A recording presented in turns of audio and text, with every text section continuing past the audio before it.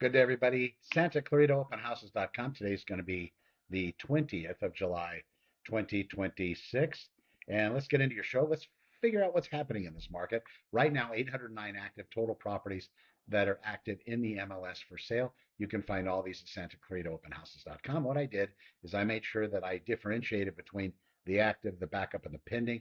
You'll be able to see all those different statuses. I also put coming soon up there. So right now, today, 809 total active single family residences, condominiums, townhomes, all Santa Clarita Valley cities. That's going to include Acton, Agua Dulce, Castaic, Canyon Country, Newhall, Saugus, Stevenson Ranch, and Valencia. So there's that. The in escrow properties, what I made sure of, 165 of those are in process. There's two types of escrow as far as the MLS is concerned. And this would concern you if you happen to be a buyer, also a seller, just in case you're trying to gauge the market and figure out where your house happens to be by looking at really true MLS data.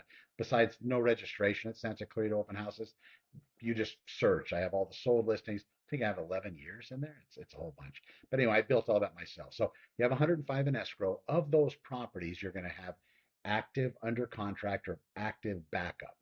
Those are properties where, with all intended good purposes, a seller would like to still offer those to the public for the viewing, for the consideration, and then potentially for the offers because they want to get backup offers just in case that offer they're in escrow with falls out. Why does it fall out?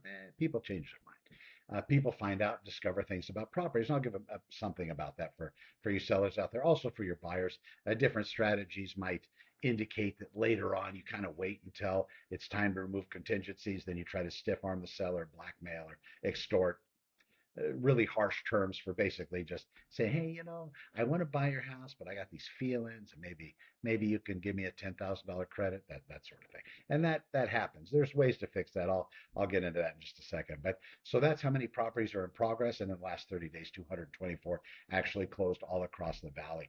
Now we have 100. This breaking this down, you can see that we also have 13 properties coming soon. You won't see that here, but you'll see it at SantaClaritaOpenHouses.com. I put that there. That's going to run the span. You'll see those there actually before they hit that active market for sale.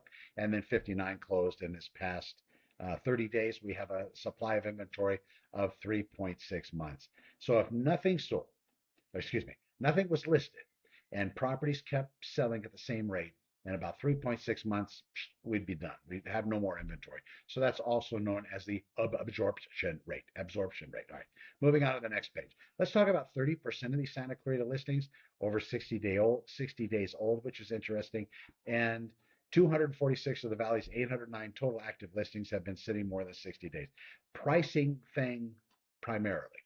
There could be some kind of functional obsolescence. Maybe the house is going to carry a few percentage points as far as buyers' interest. If you have the gem, the diamond, you're going to get a lot of activity. If you're fighting that and you have a property that really isn't located on the beaten path, not a lot of people might be viewing it. They can't really situate themselves in living there. Maybe the agent hasn't advertised and marketed enough to the people that do want to live there. And that might be a good indicator for agents. And I do suggest this in training. Go talk to those other neighbors that live in this remote area and find out why they're there. And then maybe see if they're interested in doing an interview. Maybe not a video interview, maybe just an audio interview. Maybe like a secret agent or interview where you're talking to them, but their face is blurred out or they're wearing some kind of a disguise. I don't know, kind of make it fun. But people, when they see those videos, right, they'll say, well, yeah, I never thought about it. Maybe I do want to live in the middle of not very many things, people, all that stuff. All right, so I also broke it down here as well. I was talking about before where buyers actually cancel deals over maybe things that were discovered. So a lot of times when buyers are either going to cancel, a lot of times the cancellation back on market properties at 30% in this current market, these are properties that don't make it all the way through escrow. Most of those times, those buyers canceling those has nothing to do with the seller's, the property itself. The buyers have done something. Could have screwed it up, could have gone out there and, financed a Ford Raptor. That's my favorite example. $130,000 truck, $150,000 electric Escalade with a sports package. Those are lovely. But they could have gone out and done this. And then once they do that, even if they just have their credit run because they're waiting for the house to close, but they want to jump on it, they go in the dealership and they talk them into checking their credit. That creates problems, big problems. And sometimes you can't recover even if you bought nothing. So before you do anything to change your credit profile, have your credit ran, pay off a $50 JCPenney charge card, ask your lender. And when the lender says over the telephone all day long, no problem, piece of cake, we got this, you're good, just do it, enjoy, live your life, say, okay. And you follow up that with an email. You say, hey, we're talking today. You told me to live my life. It's okay to go buy this $150,000 car while we're in escrow. You might see a different response. Always follow up everything in an email that somebody tells you that makes it very dependent on whether you're going to succeed or not succeed at your particular endeavor. All right, last 7 days, 53 closings. Median price $800,000. Average 844,757. We got $428 per square foot. That's the average. 22 days on market. We also have, this is also interesting here, properties over 30 days, 224 closings. Median price on those $802,500 and $413 per square foot. And that's where those are. So moving on to the next one, Stevenson Ranch, 1.16 million, and Newhall 510. That's the same valley. A big difference in prices, at least at this particular time. For this snapshot, something to look at as well. And then I also put up a market stats page at SantaClaritaOpenHouses.com. Get here, and you just go ahead and go to market stats. Let me do that real quick. And this is where you're going to get a lot of the actual what's happening. There it is. And you're going to get a lot of what's happening here. So this is really good stuff here. So let me pull this down. So under each of these particular current listings, and this is updated every few minutes throughout the day, we have Valencia, and this breaks down to this. And this is a question a lot of people have. Exactly what is the inventory?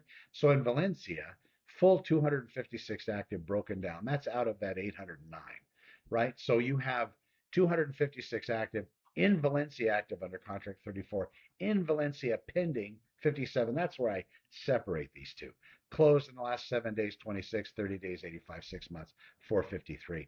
But then you have single family broken down, 125 of those, 73 condos, 58 townhomes, and you can click on those. And I have the cool old hourglass indicator, but you can pull those up as well and see all that activity. Same thing, Canyon Country, same thing, Saugus, same thing, Newhall, same thing, Castaic, the whole 9 yards. So I put all that in there so you would be able to understand as a real estate seller or buyer what's happening. And I think I have 11 years of track record history for sold properties as well, which is, you're interested in that. Make sure that you pull that up and let me know if you want to get some kind of an evaluation. But whenever people are evaluating property, here's one thing as a seller, so you don't fall into that over 60 days on market time frame. You need to look at the values in comparison to your residence, properties in close proximity. I've seen these syndication sites, Zillow and these others, that actually send out valuations on properties that are very, very far away, and they're not running the same numbers. So if you're looking into selling your house that's in Valencia, and the professional or website or whatever you're going into is pulling properties in Castaic, that's a whole different market. It's not one that's worse or better. That's just a different market. So an appraiser isn't going to look at it that way. So let's say your house is Valencia, and within a half a mile, you don't have anything that's sold in the past 6 months, or at least 3 properties that have sold in the last 6 months. That's fine. Expand that a little bit more, but stay in Valencia. And let's say we exceed Valencia, we need to go into another city like Saugus or Canyon Country, wherever. I don't know if that's going to touch, but Saugus definitely. And Castaic might butt up against it in some places. Newhall definitely, and Stevenson Ranch as well will hit Valencia. But if you have to go in these different areas, there has to be explanations. But you really need to then evaluate those properties, what they're selling for, to make sure the valuations are fair. It's not going to be a problem finding those, but a lot of people are using other zip codes, other cities to be able to formulate values. Then when the seller goes on the market, they're like, well, what happened? Well, yeah, you were priced incorrectly for the market, your position, your property on the market. So make sure you get all of that information before you put a price tag on it and have your agent throw it up with the marketing and advertising on the MLS. And we do this all the time for sellers as well. Houses 870, townhomes 630, condos 459. That's where these are actually running in the Santa Clarita based on averages all across the board. So it's something to be aware of.